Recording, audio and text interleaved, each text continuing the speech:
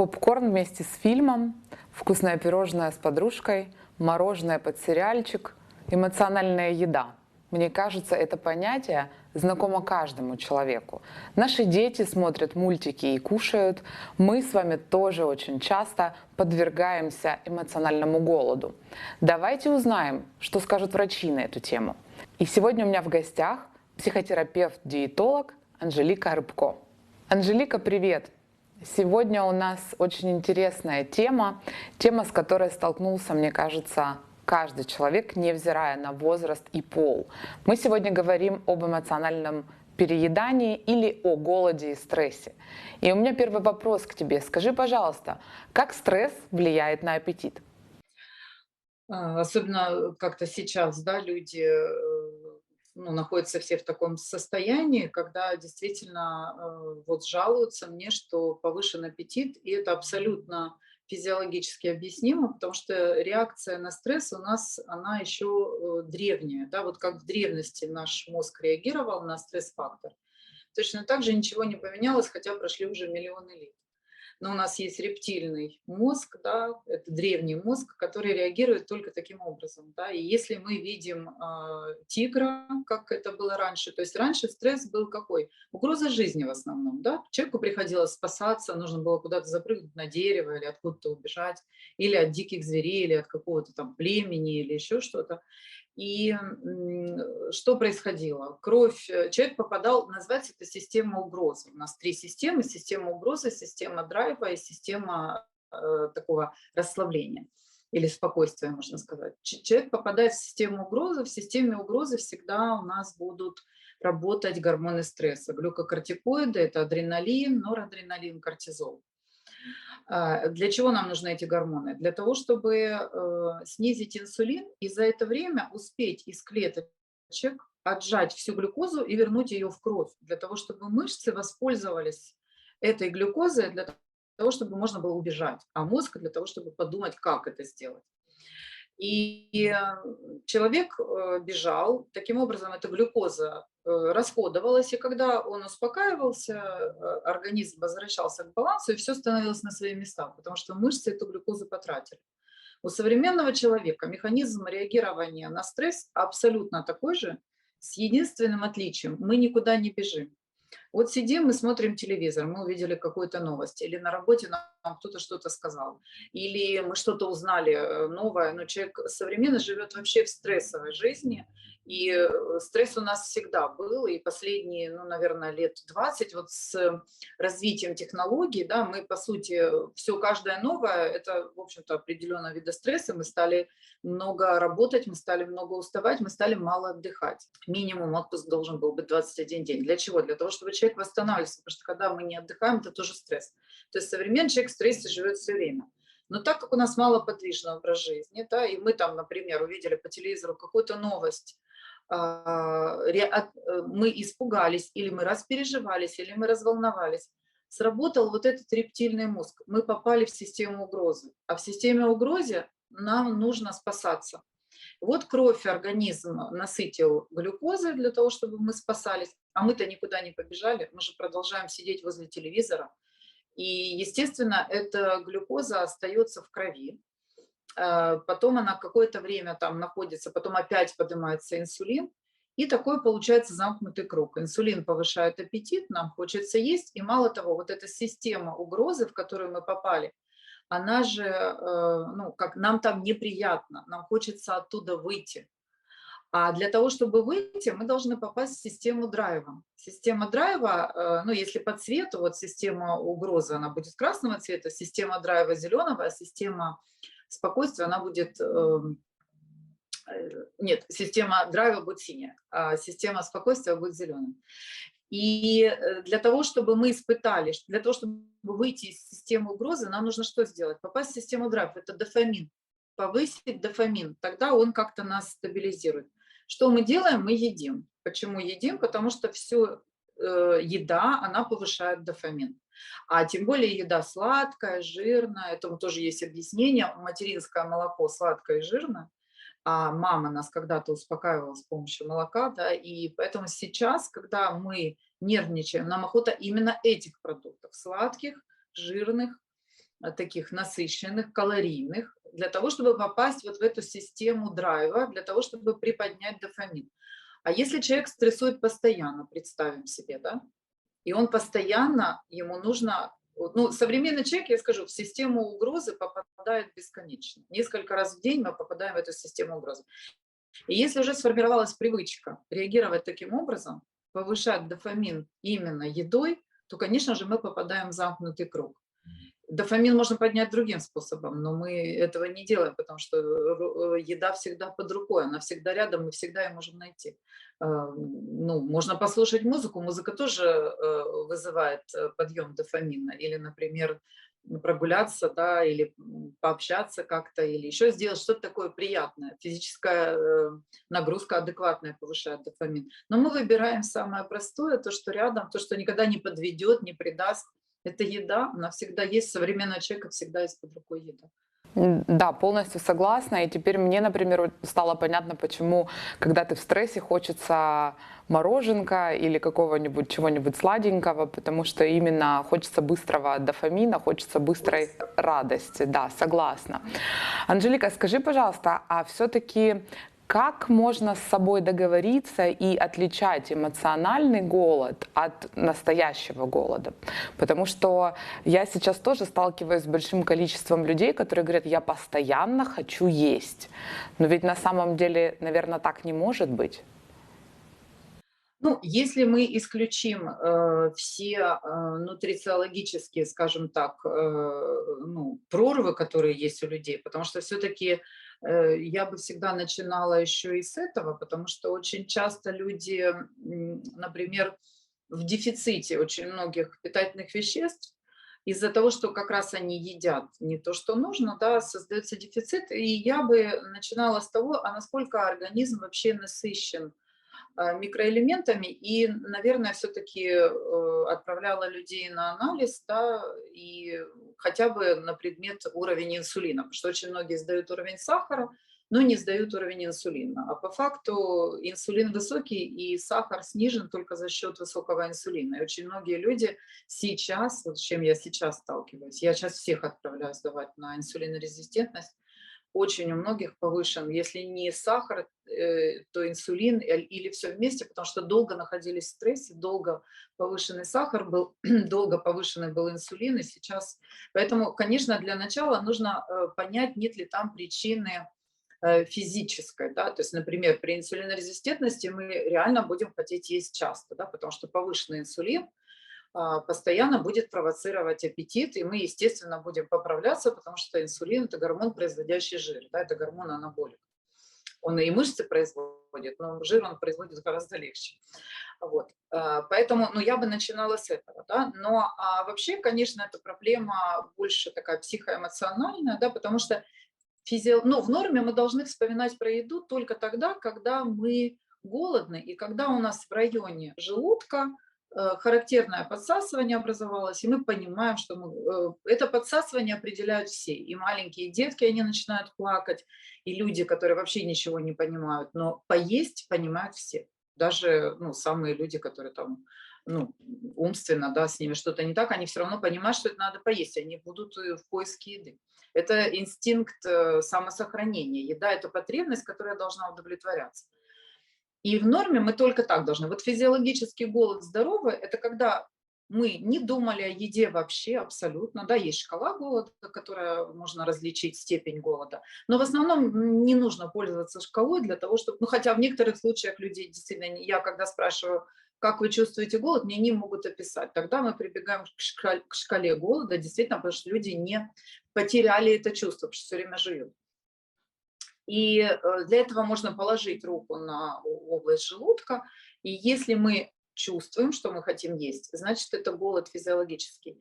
Если мы думаем, что мы хотим есть, значит, это голод эмоциональный. Вообще себя очень легко отследить. Если в течение дня вы думаете про еду, думать. Ну, то есть вот как вроде ничего, то есть вы сыты, вы поели, вы позавтракали плотно, но вы думаете, что вы будете есть. Ну вот вообще вы просто вот вспоминаете все время про еду. Вы замечаете еду, вы видите, как кто-то ест.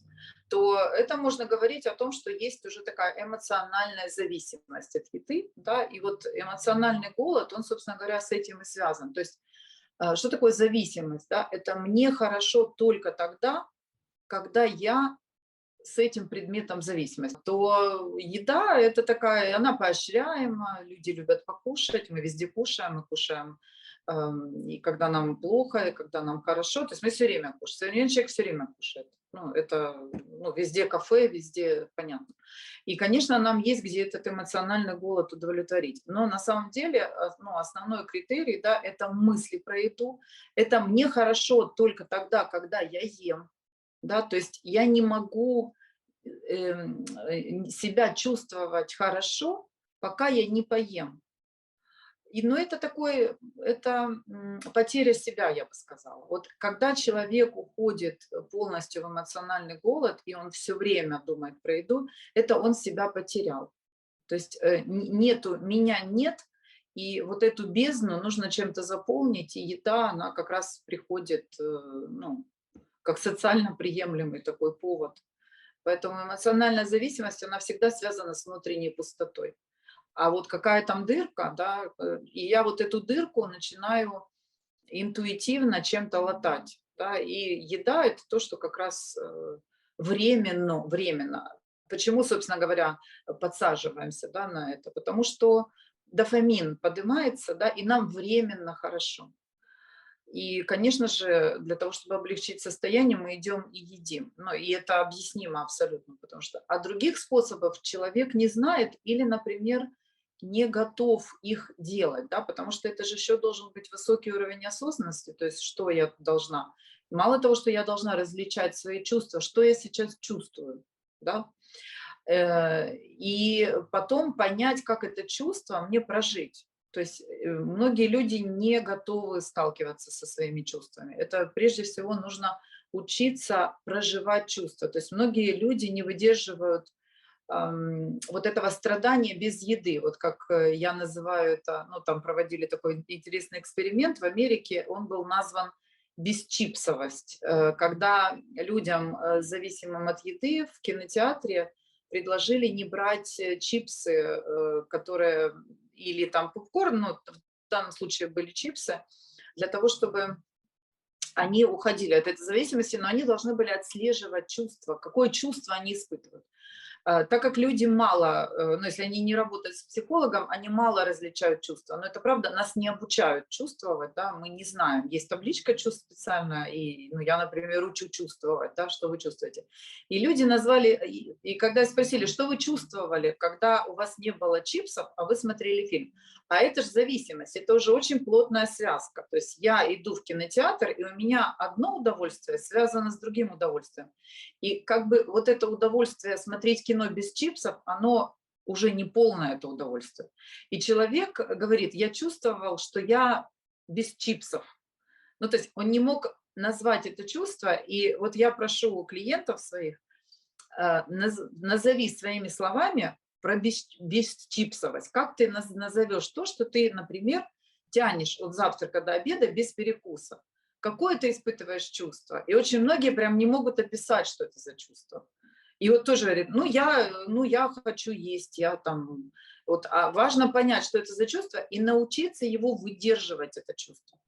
Я выдерживаю бесчипсовость, например, да, то есть мне не окей, я как бы тревожусь, я понимаю, что мне сейчас грустно, мне бы хотелось, мне там, ну, как, у меня такое впечатление, что вот как я раздражаюсь, да, то есть вот этот спектр чувств, и важно его выдержать, то есть я выдерживаю, я признаю, что эти чувства есть, мне не окей сейчас, но это уже из осознанности, да, но я выбираю выдерживать сейчас вот это не окей. И, собственно говоря, прийти к осознанности в еде – это через умение чувствовать вот эти чувства между промежутками еды. Если так коротко резюмировать, то, в принципе, все в нашей жизни зависит от того, насколько мы можем прислушиваться, окей мне в этой ситуации или нет. И если нет, то что мне надо сделать, чтобы ее, скажем так, безболезненно перетерпеть. Ну, по крайней мере, я для себя такой сделала вывод после того, что ты сказала. Анжелика, скажи, пожалуйста, возможно ли перестать заедать стресс? Как вот что, ну ты уже говорила о том, что можно, да, там расфокусировать свое внимание от еды на что-то другое, но ведь зачастую я вот тоже вспоминаю, ну, когда ты попадаешь в ситуацию, в которой ты не понимаешь, что делать, ты действительно находишься в стрессе и физически его ощущаешь, да, не тот стресс, к которому, там, может, мы привыкли, то рука тянется и, как правило же, тянется не к самым полезным продуктам. И вот в какой-то момент ты начинаешь, если есть там, да, категория людей, которые следят за своим здоровьем, они через какой-то период времени начинают понимать, что с ними что-то происходит не то, и внешне, и внутренне. Ну а есть достаточно большая, мне кажется, наверное, львиная доля людей, которые не следят за своим здоровьем. И они начнут понимать, что не окей, когда уже прям совсем будет все нехорошо. Как нам помочь себе или, может быть, своим близким преодолеть вот это эмоциональное переедание? Как правильно начать вообще разговор об этом? Ну, во-первых, человек, конечно же, к этому должен прийти сам, и любая зависимость, если она у нас формируется, до тех пор, пока человек не будет в осознанности, пока он не, ну, мы можем что угодно делать, кодировать, возить куда-то, да, что-то там уговаривать, угрожать можем, да, но все равно в итоге человек прекратит это делать, то есть он справится только тогда, когда он будет понимать, для чего ему это нужно, то есть, да, когда уже, ну, некоторым нужно опуститься на самое дно для того, чтобы можно было оттолкнуться.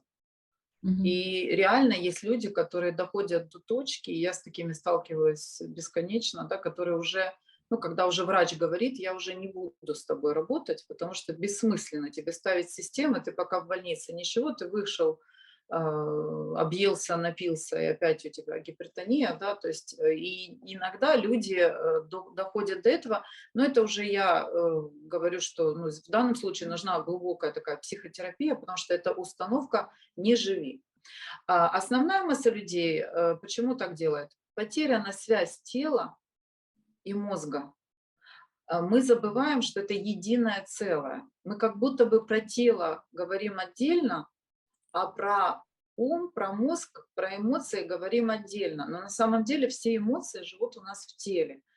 Любая эмоция, злость, если я спрошу, да, где находится злость, обычно все там, ну, вот как-то показывают, да, могут выразить. Реагирует всегда тело. Любая эмоция будет реагировать на тело. Поэтому, конечно, важно работать с телом в первую очередь, да, для того, чтобы вот эта связь была, да. То есть это и про физическая активность, да, какая-то должна быть, это и про медитации, это и про массажи очень хорошо возвращают вот эту чувствительность, связь вот эту, да. И в то же время это такая работа с чувствами. То есть что я сейчас чувствую? Это все про чувства. Но с мужьями, например, если это речь идет, то ну, в основном все-таки готовит женщина, да, и если уже базово даже хотя бы будет готова еда здоровая, в основном она будет здоровой. То есть можно договориться, например, да, там, ты что хочешь, ешь у себя на работе, да, но дома мы будем вот так есть, ну, например, да. И в основном, ну, можно потихонечку переводить, незаметно, там, где-то зажарку там не дожарили, где-то там мяско, сказать, духовка, там, сковородка не работала, там, запекла, да, но подсунуть ему горчицу какую-то, да, там, чтобы он там больше специй. То есть с мужьями это особая тема, тут тоже, опять же, ну, мы не можем человека заставлять, мы не, мало того, мы не имеем права. Мы не можем говорить человеку, как он должен есть, пить, курить или не курить. Мы можем только договариваться, только объяснять и говорить ну, как-то о своих чувствах, например, про то, что не ты должен, да, и, там, и как-то там, я не могу там на тебя смотреть, как ты вот это ешь. Нет, я переживаю, про то, что ты, ну, поправляешься, у тебя опять давление поднялось. Я очень переживаю, что как бы, ну, не пришлось пить таблетки, да. Давай, наверное, вместе что-то подумаем делать. Ну, давай там перейдем, может быть, давай ужин сделаем менее жирным. Ну, например, как вариант. То есть говорить, упрекать — это все не рабочие моменты. Это все будет вызывать протест. Это, ну, любое действие, которое с насилием, оно или подавляет сильно, но потом бунт все равно будет, он просто будет отсрочен. Мгм.